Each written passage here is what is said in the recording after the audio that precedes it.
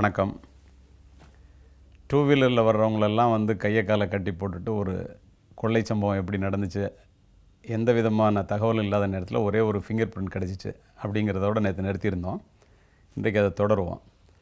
இந்த finger print பற்றி எல்லாருக்கும் தெரியும். ஃபிங்கர் பிரிண்ட்டை வச்சு வழக்கு போலீஸ் கண்டுபிடிக்கிறாங்கன்னு.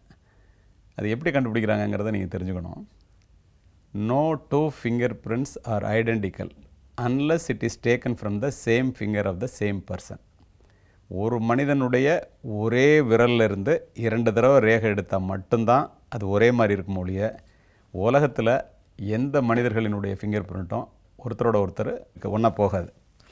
அது 7 மில்லியன் பில்லியன் ட்ரில்லியனுக்கு அப்புறம் வேணால் அது மாதிரி வரலாங்கிற ஒரு கணக்கு சொல்லுவாங்க. ஆனால் இது வரைக்கும் அந்த மாதிரி இருந்தது இல்லை. ஒரே மனிதனுடைய 10 விரல்லையும் ஒவ்வொரு மாதிரி இருக்கும். ஆர்ச், லூப்பு, வேல், காம்போசிட்னு 4 வகையான ஃபிங்கர் பிரிண்ட் இருக்குது. அது 4 தான் ஒவ்வொரு மனிதர்களுக்கும் இருக்கும். ஒவ்வொருத்தருக்கும் ஒவ்வொன்று மாறி இருக்கும். அதை வச்சு தான் நம்ம கண்டுபிடிக்கிறோம். இட் இஸ் ஏ கன்க்ளூசிவ் ப்ரூஃப்னு சொல்லுவாங்க. இது காவல்துறை இந்த ஃபிங்கர் பிரிண்ட் மூலமாக நிரூபித்தா கோர்ட்டில் அந்த வழக்கு வரும்போது மற்ற எவிடன்ஸ், கராபரேட்டிங் எவிடன்ஸ் மட்டும் இருந்தால் போதும், அந்த குற்றவாளியை தண்டனை கொடுக்கறதுக்கு அதுவே போதுமான ஒரு ஆதாரம்னு சொல்லுவாங்க. இந்த ஃபிங்கர் பிரிண்ட் ஏற்கனவே ஒருத்தன் குற்றவாளியாக இருந்து அவனுடைய பிரிண்ட்டு நம்மகிட்ட போலீஸில் இருந்தால் தான் கம்பேர் பண்ணும்போது இந்த பிரிண்ட்டும் அந்த பிரிண்ட்டும் ஒன்றுன்னு கண்டுபிடிக்க முடியும்.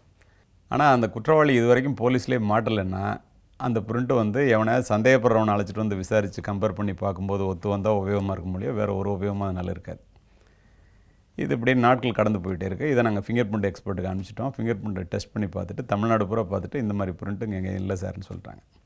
ஒரு வாரமாக எந்த விதமான தகவலும் இல்லாமல் நாங்கள் தேடிட்டு இருக்கும்போது இந்த கயிறு எங்கே வாங்கியிருப்பான் அப்படின்னு ஒரு சந்தேகம் வந்துச்சு. ஏன்னா கயிறை வச்சுக்கிட்டே ட்ராவல் பண்ண முடியாது, இவ்வளோ நீட்ட கயிறு இருக்குது, சந்தேகம் வரும் இல்லையா? அதனால் அங்கே உள்ள அந்த தாம்பு கயிறு விற்கிற கடையை போய் கேட்க சொல்லி 2-3 கான்ஸ்டபிளை போட்டு எல்லா கடையும் கேட்டு வரும்போது ஒரு கடையில் மட்டும் இந்த சம்பவத்தை அன்னைக்கு முந்தின நாள் ஈவினிங் ஒருத்தன் கயிறு வாங்கினா. சார் இவ்வளோ கயிறு வாங்குறியா எதுக்குன்னு கேட்டேன். நான் பொங்கலுக்கு மாட்டுக்கு கட்டுறதுக்காக வேணும்னா, நான் கயிறு விற்கிறவன் சார், கொடுத்துட்டேன். ஒரு 30-35 வயசு இருக்கும் சார், கருப்பாக இருந்தான் சார் அப்படின்னு சொன்னான். இது ஒன்று தான் தகவல், வேறு எந்த தகவலும் இல்லாமல் இருந்துச்சு. இதுக்கிடையில் ஃபிங்கர் பிரிண்ட் எக்ஸ்பர்ட் ஒருத்தர் ஸ்டீஃபன் இருக்கார்.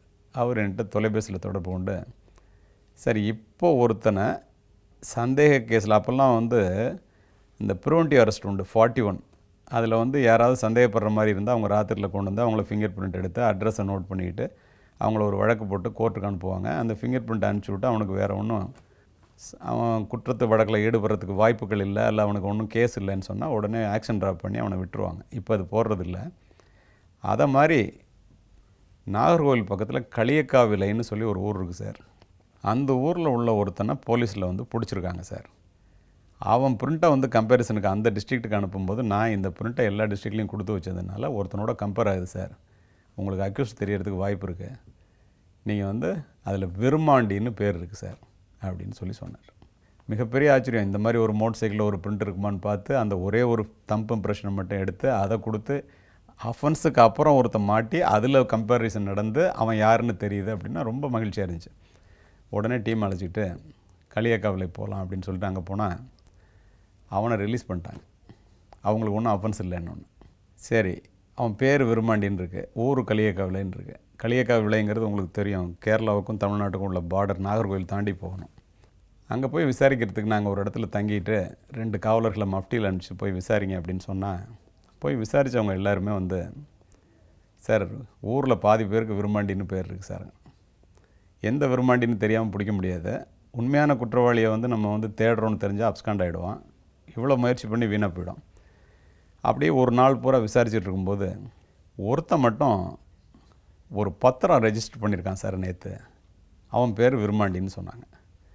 எனக்கு பட்டுன்னு ஒரு என்ன ஸ்ட்ரைக் ஆனிச்சுன்னா, பத்திரம் ரெஜிஸ்டர் பண்ணால் ஃபிங்கர் பிரிண்ட் வைப்பாங்க, நம்மகிட்ட ஃபிங்கர் பிரிண்ட் இருக்குது, ஃபிங்கர் பிரிண்ட் எக்ஸ்பர்ட்டை கூடவே வச்சுருக்கோம்.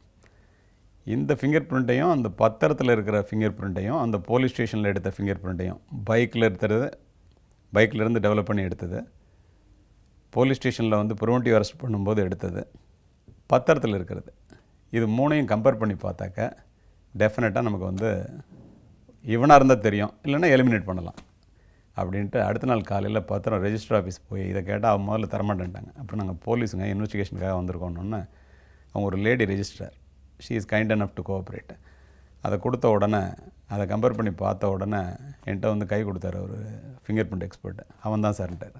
இப்போ நேமு அட்ரஸ் எல்லாம் தெரிஞ்சிருச்சு. இனிமேல் அக்யூஸ்டை பிடிக்கணும். எப்படிங்கிறத நாளைக்கு பார்ப்போம். வணக்கம். நாளை மீண்டும் சந்திப்போம்.